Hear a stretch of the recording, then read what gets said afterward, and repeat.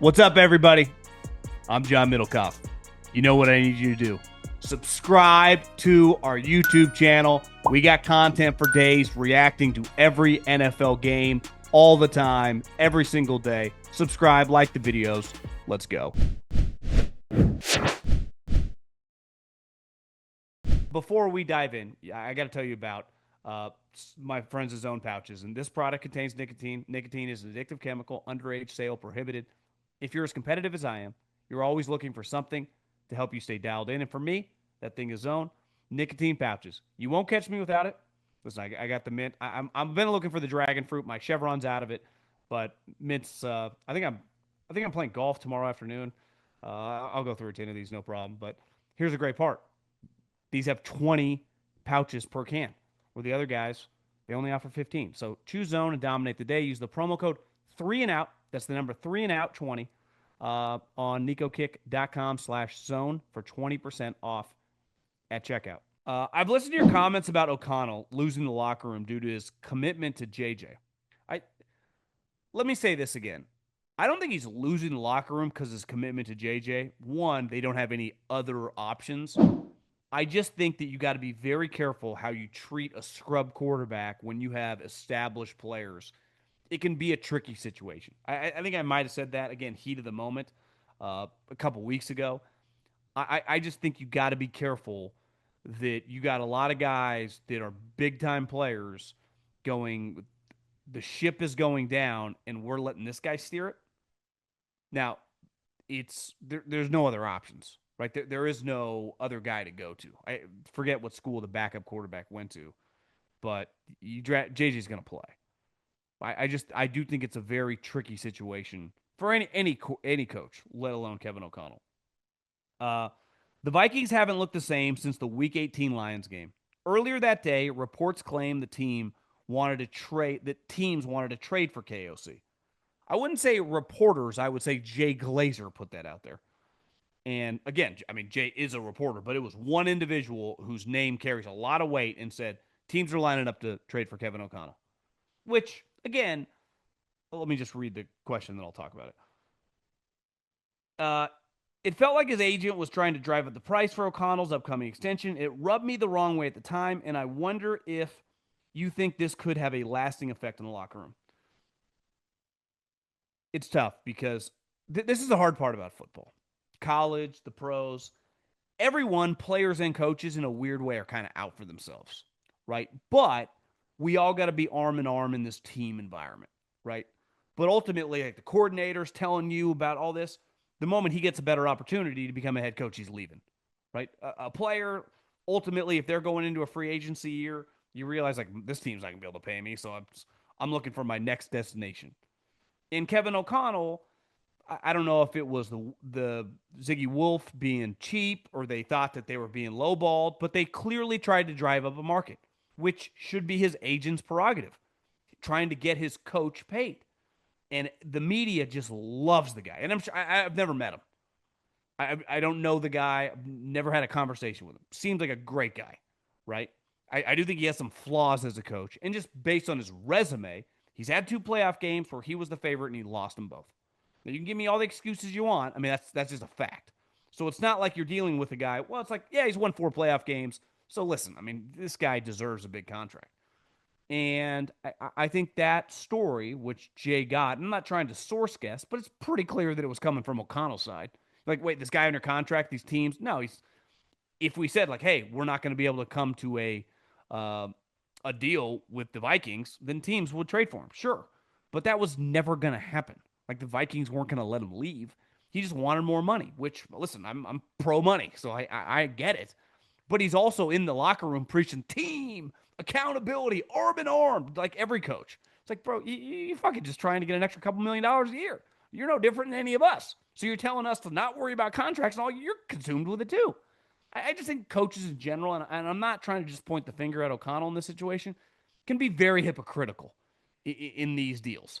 And I think the more and more these players now with NIL, these guys are going to get more and more numb to money and be like, shut up, man. Like, we just give us the game plan. We'll play our ass off and we'll try to win. So I just call some runs. I think their bigger issue about the situation with his contract last year is JJ McCarthy. They drafted a player who they've put all their chips in the middle of the table on, and it's backfired. I mean, even the most rose-colored glasses Vikings fan would have to admit yesterday was an alarming, crazy experience. And the JJ, in his limited sample size this year, has obviously been a roller coaster ride, more bad than good. But yesterday was like, what?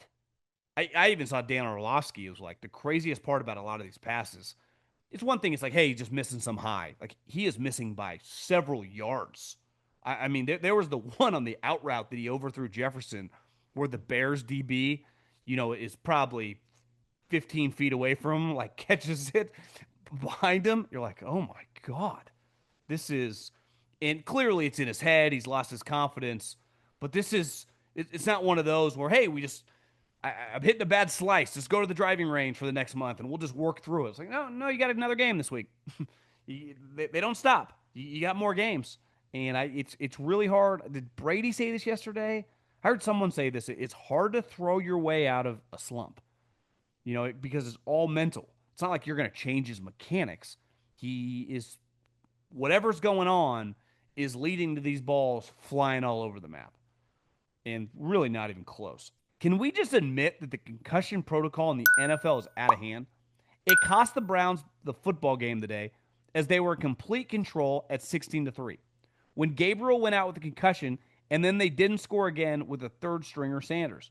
Somehow, every time a player hits their head, they have a concussion and they do not come back into the game and then are held out the following game. How is this even possible? If they have a concussion, why are they able to come back and then play 2 games later? So, therefore, they can't get CTE by being held out 1 game? It's completely ridiculous. Please help us understand. How is Atlanta not firing their coach? Every time, well, I'll talk about Atlanta later. On the concussion thing, I think the NFL is clearly very sensitive after getting sued and losing because they didn't give a shit. Just like the NFL was no different. In high school football, anytime we got our bells wrong, you were just told, like, shake it off. That's how football used to be. And it changed when they got the lawsuits, the CTE, so they are just trying to follow. I said this forever about weed and drugs.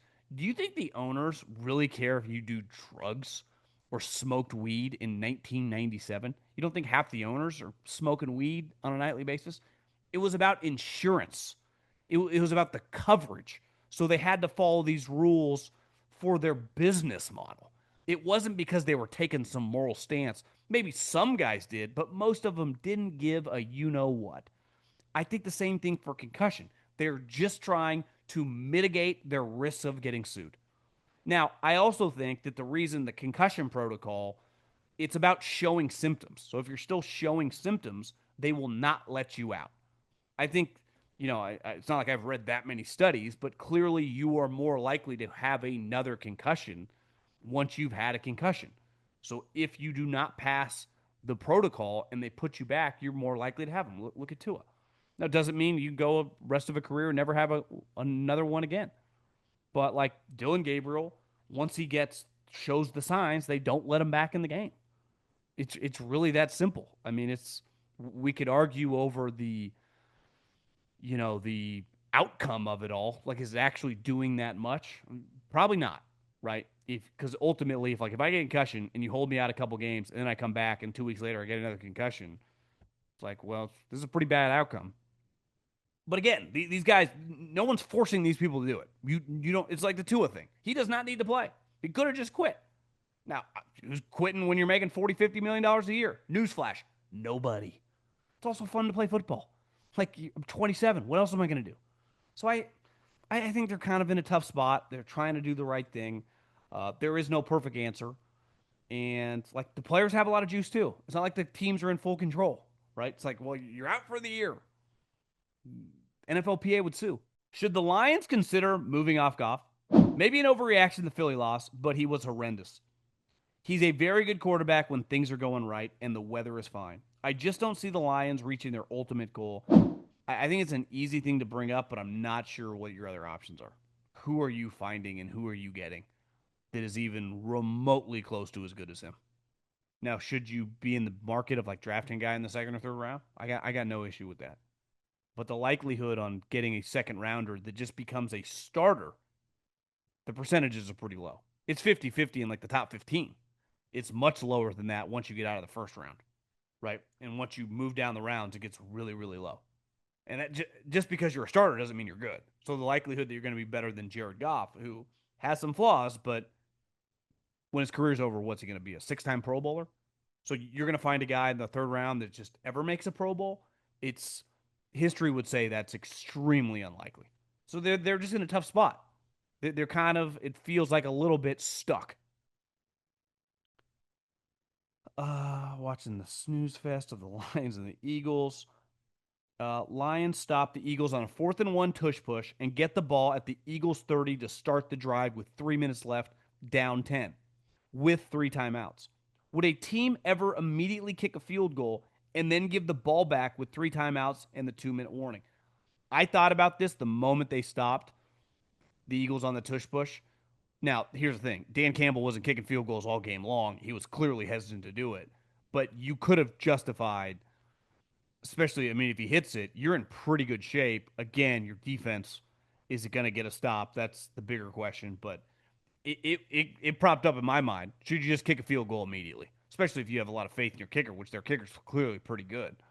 I think I wouldn't have had an issue with it because if you're trying to go 30 yards with a quarterback who has not played well, all of a sudden you waste a minute and a half and it's like, okay, we got 3 timeouts, but we end up kicking a field goal anyway, and there's a buck 20 on the clock. So yeah, I mean, I don't think it would have been that crazy if they would have done that. Sitting here after the Lions lost, and I'm absolutely gutted. I don't understand how a team like Philly, loaded with weapons and high priced players everywhere, are able to continue to get massive defensive help in trades. Why the hell doesn't Brad Holmes even make any moves, or our cap situation is much worse than Philly? It seems like an excuse is always, quote, the future, but Philly's been dominating and trading for years. Well, two things. One, their owner front loads a lot of these contracts. So they're signing bonuses and money that they can amortize over the course of the contract is because the owner is spending a lot of cash. So if I type in cash spent on NFL teams last 4 years, the let me just see this because it showed 2025. The Eagles were really high, and Detroit just isn't as high. So Philly, Minnesota's high this year. Damn. So 20, like next year, you guys are high too. Actually, this isn't the list I'm looking for the last couple of years. I don't know how I'm gonna find it. Not a great podcast here when I don't have the information. But I think over the course of the last 4 years, like 21, 22, 23, and 24, the only team that spent more actual cash was the Cleveland Browns in relation to the Philadelphia Eagles. And the 49ers are right there too. Their owners are spending huge amounts of guaranteed money and big upfront signing bonuses where then they can kind of spread it throughout the cap. I also think this. Howie has a lot of equity. And one, his nature, he's much more like an NBA or baseball GM where he's numb to moves. Most football guys are very reluctant to make big splashes around the trade deadline. Howie does not give a shit. So his capacity for risk is in a different world than the overwhelming percentage of GMs. But especially Brad Holmes is kind of showing this. Like, that's not really their MO. Like, Howie's going to out trade him more often than not because he's willing to do riskier things. And I think it's, and I've said this before, most GMs, especially when you're in a job that, like, it's not like he's getting fired. You just go, well, we got a long runway here. The Eagles do not think long runways. Like, the Eagles just won a Super Bowl. I know. I spent so many hours and so many days around this guy that they live every single day like it's very serious. So week 10 to them, the year after winning a Super Bowl, is no different than week 10 to them 3 years ago after losing in the first round. they emphasize, and starts with Howie, how important winning every single year is. And they have the support from their owner. So I just think most teams are like that.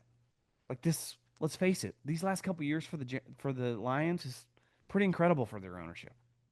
You see the face on Jeffrey Lurie couple was it the Monday night game against the Packers? I mean, they're playing Monday night.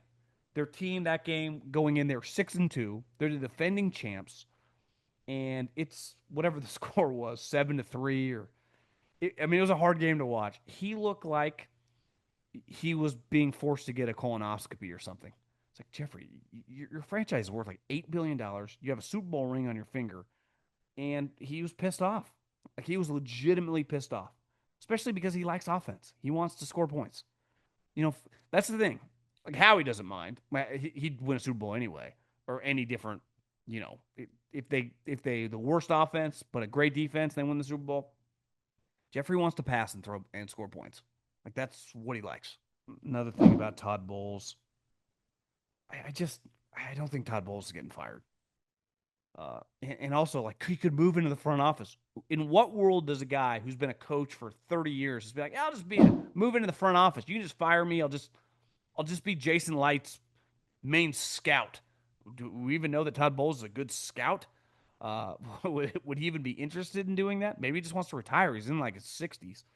I I just think that it's easy to turn on guys when they don't feel emotional. It just is. In football, if you show personality, if you show passion, it happens a lot in college. Like Kirby could have 1 year, it would suck for Georgia fans. But if they went 8-4, some of these clips that go viral of Kirby screaming at guys at practice from people walking on the street behind Georgia's practice fields, the fans eat that stuff up. Some of these clips that still go viral from like my childhood is Parcells screaming at guys or Bill Cowher. People just love big personalities. Even guys that didn't win. Some of the famous like Jim Morris Sr. clips or Denny Green. People eat, but Todd Bowles just doesn't really do that. It's just not his thing. So it's not really Belichick's thing. That's why when Belichick loses, everyone hates the guy. Does Cam Ward have the worst supporting cast of all time? Right now, the Titans have the number one ranked most difficult schedule this season with Mike McCoy coaching and the rest of Brian Callahan's disaster coaching staff still around. A quarterback coach calling plays, which obviously is not going well. On top of all that, he's throwing to Van Jefferson, Mason Kinsey, and 2 fourth-round rookies as the starting wide receiver core. He's playing the NFL's number one toughest schedule with a practice squad wide receiver and an interim head coach. He's got to be better, but it's hard to judge him. Yeah, it's a disastrous situation. There's really no way around it. This notion, when I saw Bruce Feldman throw out that like Lane Kiffin would be interested in the Titans. Lane Kiffin makes $11 million. The Titans were just paying Brian Callahan $3 million. So one, they'd have to almost 4x the amount they pay a coach. And two, the team is absolutely abysmal. I I'd be lying if I said I've watched much Titans over the last month. They are, and every time I looked over playing the Texans, they're a terrible product. Just putting my consumer hat on, just as someone, if I was doing something else for a living and just lover of football, they are someone you would just not watch, right? Like if you like baseball or basketball or whatever sport, like there are certain teams. Like if you said, "Hey, what's your opinion on Deion Sanders in Colorado this year?" I'd be like, I don't have one. I haven't watched a snap. I don't have time to watch awful football on Saturdays when there's good football on, right? They're an interesting story when they have, NFL players and are going to win 8, 9 games. But if you think I wasn't watching Colorado over the last couple decades when they sucked, why am I going to watch them now with 3 or 4 wins? They're an unwatchable team. No different than the Titans. Like the Saints, some of these teams are just, if you're going to win 3, 4 games, the consumer's not going to consume you. So the GM, Borgonzi, and Brinker, the Packer guy who's above him, they got a lot to do. I like Cam Ward at Miami, but he's not good enough to overcome just abysmal talent surrounding him. No chance. And obviously they're coaching him. I mean, Mike McCoy. Now, granted, and he's the head coach because they fired the guy, but like I just think the Titans. It's sad. Nashville's one of my favorite cities in America, and they are going to be really, really bad for a long time. I mean, really bad because also their division's not bad, right? If the Colts just get solid quarterback play, they're going to be pretty competitive these next couple of years. The Texans' defense is elite. I mean, elite. The Jags are going to win 10, 11 games. The Titans, when you go back to back with the number one overall pick, and not because the Bears did it one year, but it was because they traded. When you truly go back to back years having the number one overall pick, it's pretty ugly. It's hard to do. Today's show is brought to you by our new presenting sponsor, Hard Rock Bet. We talk a lot of football here on 3 and Out, but there's always something to bet on. The NBA, college hoops, hockey, sports are going full swing right now. When you sign up with Hard Rock Bet today, you could score $150 in bonus bets. You just have to place a $5 wager, and if it hits, you not only get your winnings, but you also get $150 in bonus bets. Hard Rock Sportsbook app is the only legal sportsbook whenever you're in Florida. And it's also live in Arizona, Ohio, New Jersey, Indiana, Tennessee, Virginia, Illinois, Colorado, and coming soon for more states near you. Plus, Hard Rock Bet offers new promos every single day. So whenever you're listening, just open the app and check out what you've got on any given day of the week. Download the Hard Rock Bet app today and make your first deposit. Okay, 2 more questions. I've recently been learning more about the sport of rugby due to Netflix show Rugged Rugby on the South Korean teams.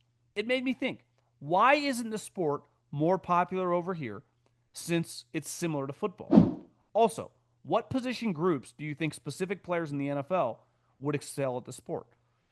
Well, all my college roommates played rugby at Cal Poly. So I used to go to games, and my Maria's uncle played rugby at St. Mary's, which is they have pretty good basketball schools where Deladova went to college. Randy Bennett's their basketball coach, but their rugby team is now currently one of, if not the best college rugby programs in the country. They're better than Cal, that historically was really good. So I used to watch all these teams play, and obviously I used to think about it like how good so and so player would be at rugby. For example, when I was in college, like if you put LaDainian Tomlinson, any elite running back would dominate on the wings at rugby. Alvin Kamara, Saquon Barkley, right? Derrick Henry would probably be like a hybrid rugby. I don't even know what position he would play, but he would be dominant. Any linebacker it'd be incredible, especially the tall, long ones like an Urlacher or a Kuechly. I think rugby's problem is we love football here, and we get our rocks off from a physical standpoint with tackling, with football and pads. And there's an element of rugby where it's like it's almost more dangerous in the sense because none of these guys are wearing pads and they're full speed running at each other, but it just doesn't resonate here. My dad and his dad loved to fish. I mean, my dad loved to fish. He liked fly fishing probably more or as much as I like football or whatever. Like loved it. And they used to go to New Zealand, around wintertime for a couple weeks and go. His dad would take him on like fly fishing trips. My grandpa Woody was retired. Woody loved the outdoors, loved duck hunting, loved fishing. Bit conservative, ironically like redneck guy, but he was a professor at Cal Berkeley. Probably one of the rare Republican professors at Cal in the history of the university. But again, it wasn't that weird in like the 70s and 80s. People just got along. But so he used to always talk and bring me back gear of like the All Blacks.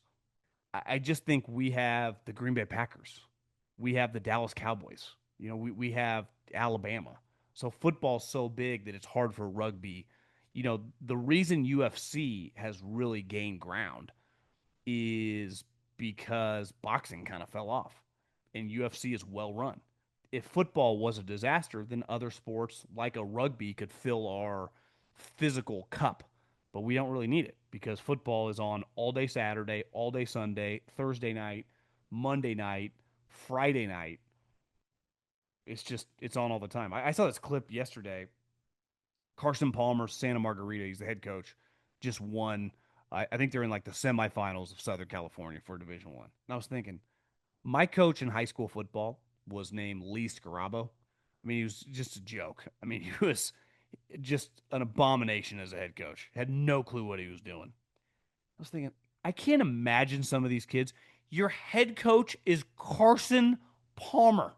Can you imagine going home if you're like 17? You're like, God, Dad, my coach, he just doesn't quite understand, man. No, he actually understands. He played like 15 years in the NFL, won the Heisman Trophy, started at USC. Obviously, I'm sure it was an unreal high school player. Like, no, he kind of gets what you're going through. Actually, he understands completely. And when it comes to football, he's got a pretty good idea what's going on. Some of these kids, and there's no way when you're young to even kind of comprehend what's going on. But you'll look back and you'll go, Carson Palmer was my head coach in high school. Carson Palmer. Do you know how lucky you are? Okay, we'll end on this. Question for the bag. Colin had a segment about Notre Dame not having quality wins this season. Can't really argue it, and also think they should just join the Big Ten. But was their national title appearance last season not filled with quality wins? Georgia, Penn State, etc. I'm a much bigger believer in the eye test. Like we kind of know who's good and who's not good. Like I've watched enough of Notre Dame; they are really good. And I know, and this is where if you're a Miami fan, you're like, well, if we're 10-2, you're 10-2, and we beat you. I'm like, yeah, true, you did beat us, but would you beat us now? Because I think you'd agree, like we'd like our chances, and I'd say, yeah, I'd like Notre Dame's chances. And I saw Lane bring this up. What if we put it on a neutral site? Can we get Vegas on the phone? What's the line? Because I'll bet Notre Dame's favored. I'll bet Notre Dame's favored. And I'll bet if you made Miami favored, every single human alive would bet on Notre Dame. So I think Notre Dame's really good.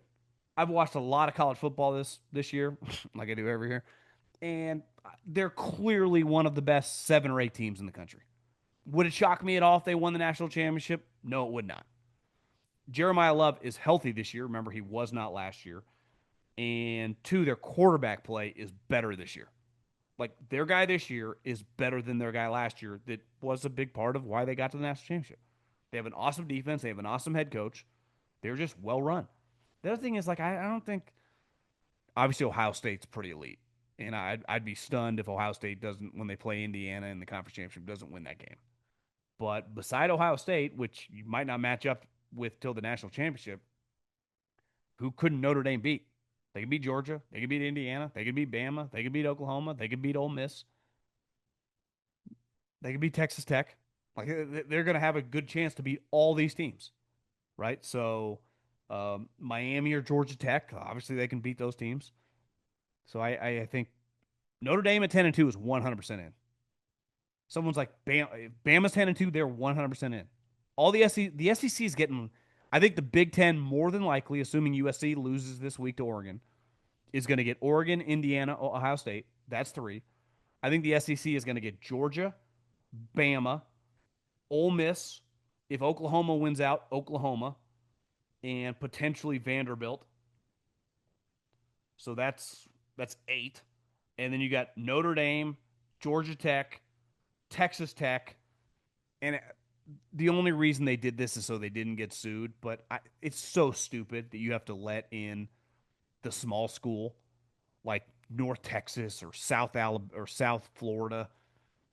We need to scrap that because there's in no world. And listen, I got my start at Fresno State, so last year Boise State that was cool. And then we watched the game. We're like, yeah, they don't belong here, right? You're telling me that North Texas is better than like Utah? Like, what are we doing? I get it. You didn't want to get sued. At this point in time, like, who cares? It pains me to say this, but because I was texting with someone the other day, it's like, hey, should my guy Tim Skipper at UCLA go to Colorado State and take over the job? He coached there with Jim McElwain before they went to Florida. And if he asked me, and he hasn't, I mean, I haven't talked to him in a couple weeks, I would say, dude, You're much better off become someone assistant's head coach in the SEC or the Big Ten. Like be the number two, be the defensive coordinator, be the assistant coach, linebacker coach. It's easier to become a head coach at a Power Four program that way than it is coaching with these little guys. The little guys are done. It pains me to say this, but Oregon State, Washington State, Boise State, those schools are so much more likely to become Montana and UC Davis and McNeese State than they ever are to be in the Big Ten and the SEC. And it's going to become the NFL. It's going to be the NFL and then basically minor league football, which is D1 AA. And those programs, when guys miss on them, they will evaluate their players and steal them. But right now, you are just getting all your players stolen from. So from year to year, even if you are a good coach, you could lose half your players that, and especially at that level, if you're, I was texting someone this the other day. When I was at Fresno State in like the heyday of Pat Hill, he would have lost on average, I don't know, 10 plus guys a year.